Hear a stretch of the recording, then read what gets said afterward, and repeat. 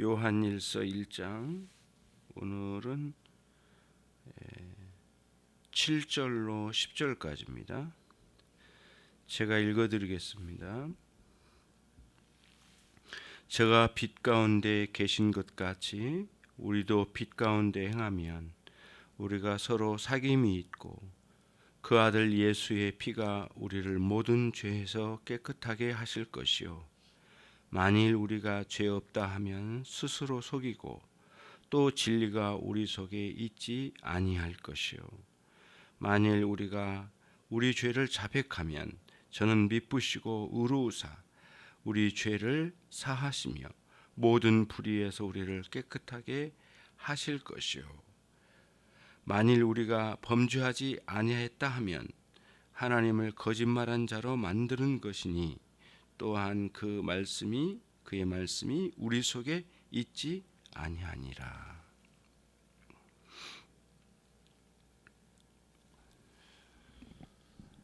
인생의 가장 소중한 일이 무엇일까? 어떻게 사는 것이 가장 보람된 삶이고 가치 있는 삶일까?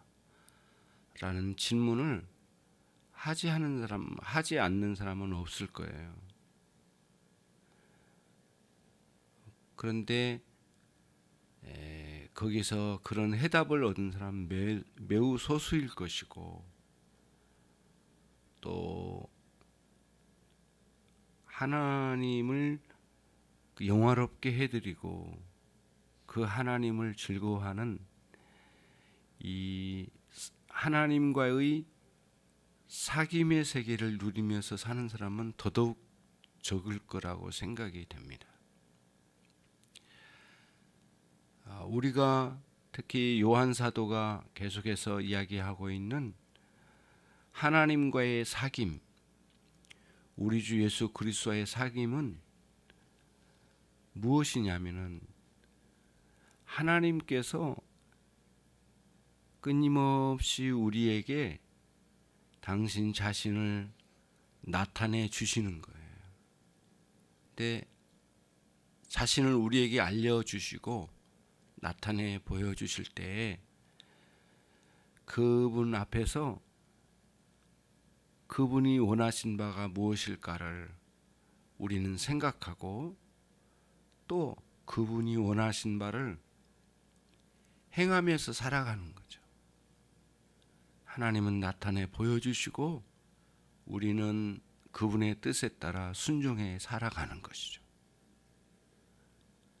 그러니까 끝없이 그 사귐의 속에는 하나님을 새롭게 알아가는 은혜의 세계가 펼쳐지는 거고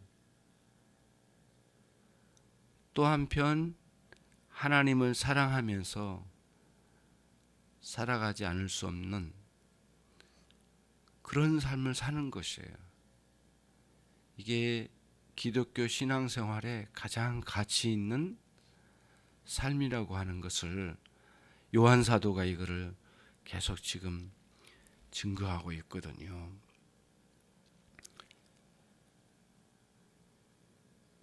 요한 1서에서 두 가지 큰 주제가 언급돼요. 하나는 하나님은 빛이시다. 또 하나는 하나님은 사랑이시다.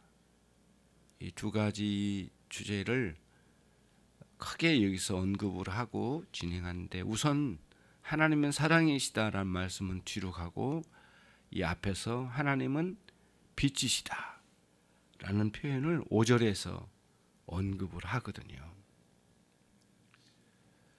빛이시라고 하는 의미는 하나님은 밝은 분, 하나님은 깨끗하신 분, 또 의로우신 분, 완전히 맑으신 분, 특히 죄가 없으신 분, 그런 의미가 있어요. 그건 또 하나는 뭐냐면 빛이라고 하는 것은 그렇게 밝게 비춰서 우리에게 그 빛이 우리를 다 따뜻하게 우리를 감싸는 효과도 나타내요. 그러니까 빛 대신 하나님은 완전하시며 동시에 하나님의 그 속성을 우리에게 드러내 비춰주시고 또 그 하나님의 완전하신 그 깨끗하신 그 하나님이 또 우리에게 이렇게 따뜻하게 감싸 주시듯이 우리에게 그런 효력을 발생시켜 주시는 거거든요. 그런데 이제 우리가 그 하나님께서 그렇게 은혜를 주시면서 우리와 사귀어 가실 때에 우리가 끊임없이 부끄러움을 느끼면서 하나님의 그 따뜻하게 감싸 주시고 비춰 주심 속에서 우리가 얼마나 부끄러운 존재인지를 이 사귐의 속에서 늘 깨닫게 되고 느끼게 되고 가슴 아파한다는 거예요. 그리고 그 문제를 가지고 하나님 앞에 늘 나가게 되고 나가서 회개하게 되고 회개할 때 하나님께서는 용서의 은혜를 내려주시는 사귐의 세계가 있다는 거예요.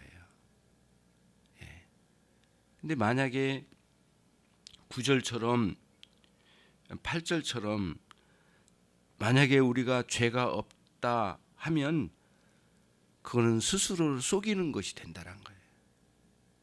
하나님을 사귄다고 말을 해놓고는 자신은 죄가 없다. 다시 말하면 죄를 인식하지 못한다. 스스로의 죄를 자신 안에 있는 죄의 경향성, 신자의 내면, 하나님과 사귀고 있는 신자의 내면에 있는 죄의 경향성을 인정하지 못하고 알지 못하고 인정하지 못한다면 그것은 하나님과의 사귐이 아니라고 하는 거예요. 절대 하나님과의 사귐 속에 그게 없다면 문제가 있다는 거죠. 그거를 이제 사도가 여기서 말한 거예요. 심지어는 스스로 속이고 있다라고 하는 거예요. 그리고 만약에 그렇다면 그에게는 진리가 없다는 거예요. 왜냐하면 빛을 비추신 하나님 안에서 그 빛이 우리에게 비춰질 때에는 지난번에도 말씀드렸지만 우리에게는 진리가 결실된다고 그랬잖아요. 진리가 있게 된다고 했잖아요. 그 진리는 우리를 하나님께로 인도하는 정말 놀라운 이 지식의 작용을 일으키는데 그 진리가 지식의 작용을 일으켜서 우리 안에 우리의 내재되어 있는 죄가 무엇인지를 더욱더 선명하게 비추신 하나님 빛 아래서 보게 되는 거거든요. 회개가 일어나는 거예요. 예를 들면 이런 거예요. 커튼으로 대낮에 너무 피곤해서 도저히 쉬지 않으면 안 될 것 같은 경우가 있잖아요. 커튼을 딱 쳐놓고 방을 깜깜하게 해놓고 일단은 들어 누워 자야만 했단 말이에요. 그래서 몸이 너무 고단해서 한두 시간 자고 너무 감사하게도 몸이 풀렸어요. 커튼을 쫙 걷기도 전에 커튼 사이로 이렇게 한 줄기 빗줄이 쫙 오잖아요. 빛이 보면은 이불을 움직이면 거기에 먼지가 쫙 퍼지는 거 보잖아요. 그런 거 같아요. 하나님과의 사귐 속에 빛 대신 그 하나님이 우리에게 비춰주심을 통해서 하나님과의 사귐 이전에는 보지 못했고 알 수 없었던 내 죄에 대해서 세밀하게 보이는 거예요. 그러니까 사귐 속으로 들어갈수록 더욱더 우리의 죄에 대해서 세밀하게 보여진다는 거예요. 느끼고 더 세밀하게 가슴 아파하고. 그러나 하나님의 정죄하시는 의식에 눌려서 살아가는 건 아니에요. 동시에 그 상황 속에서 용서의 은혜를 알아요. 그 따뜻하게 감싸시는 하나님의 은혜 안에 있기 때문에.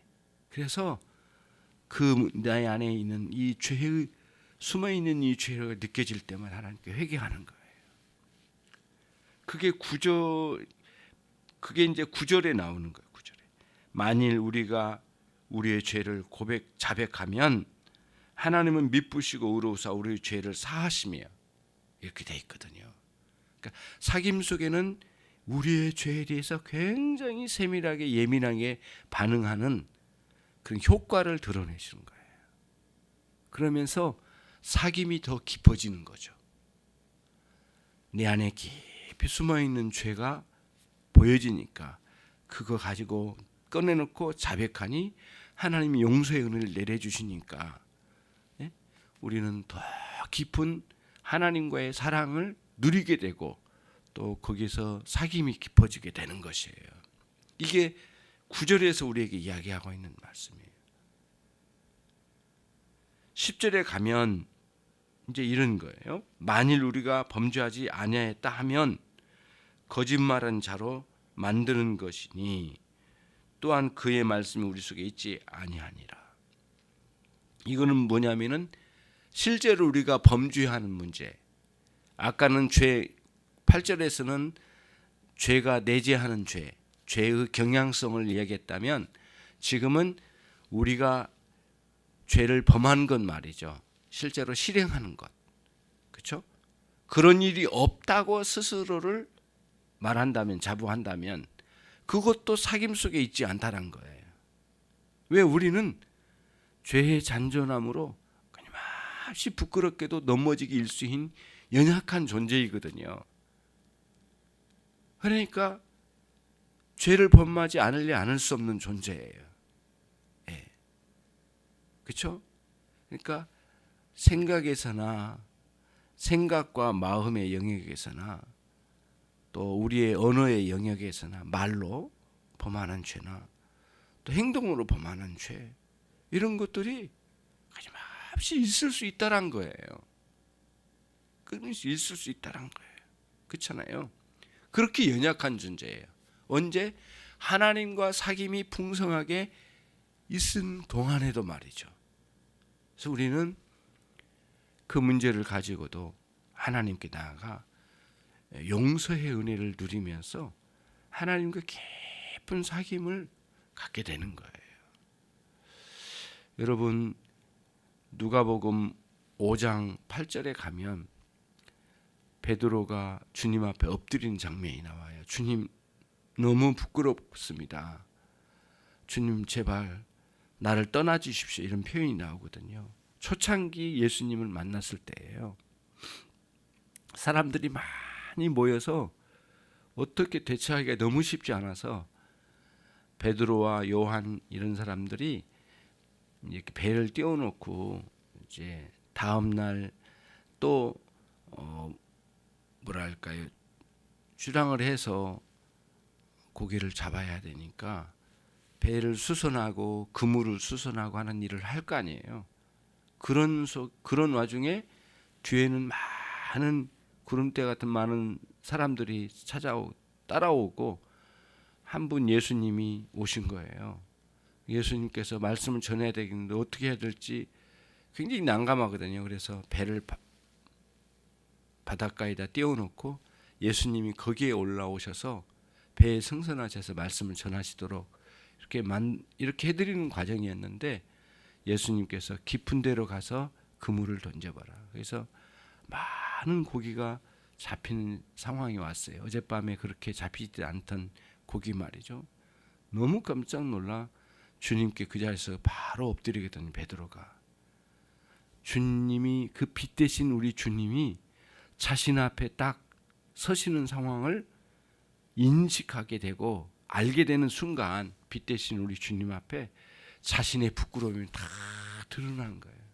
너무 두렵고 너무 무섭고 또 그분 앞에 나의 부끄러움이 드러나 엎드려서 거기서 나를 떠나달라고 하는 그런 장면이거든요. 그러니까 빛 대신 하나님 앞에 사귐을 누리는 우리의 삶이 딱 그런 원리예요. 주님이, 우리 하나님께서 우리와 함께 하시는 삶이 최고의 가치인데 그 속에서 우리 안에 비춰주실 때에 우리는 그런 인식을 가지고 하나님 앞에 살아가는 거예요.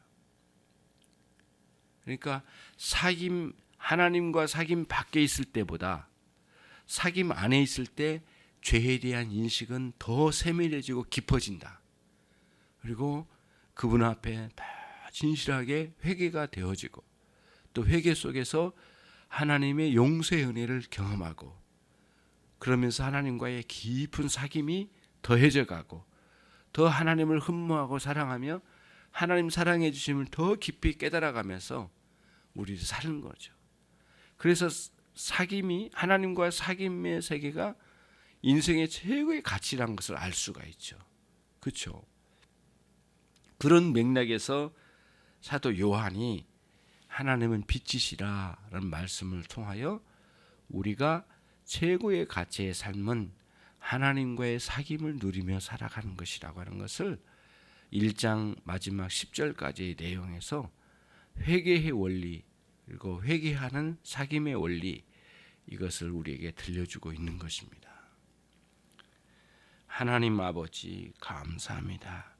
오늘도 종들을 기도의 자리로 인도해 주셨습니다. 자리뿐만 아니라 기도할 마음도 부어주셔서 깊이 기도할 수 있도록 특히 성령께서 함께 해주시기를 간절히 소원합니다. 예수 그리스도의 이름으로 기도 올리옵나이다. 아멘.